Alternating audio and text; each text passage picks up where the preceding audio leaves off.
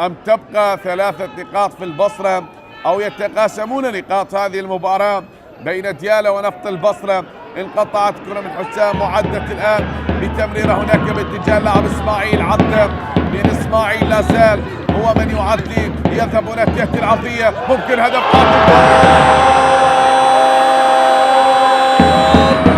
نفط البصرة. نعم، وخلت بالقلب حسرة.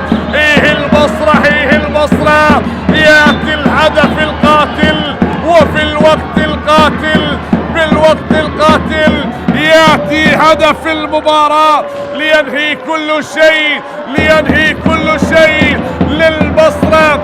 الهدف الجميل في الوقت القاتل، نعم، لنادي نفط البصرة بعد أن اجتهدوا كثيرا وبعد أن حاولوا كثيرا وبعد أن كانوا طموحين بأن يصلوا ووصلوا بالعديد من المحاولات، بالعديد من تلك الكرات. نعم، عن طريق البديل، عن طريق البديل يا قاسم. جميل وروعة ومثير وبطاقة صفراء تشر على اللاعب. شاهد مرور اللاعب إسماعيل كيف عدى، كيف مر، وكيف هي الكرة الماضية بتلك التمريرة. لا وجود لتسلل بهذه الطريقة وبهذا العبور. هو الذي مر، هو الذي عدى، هو الذي سجل قاسم محمد البديل.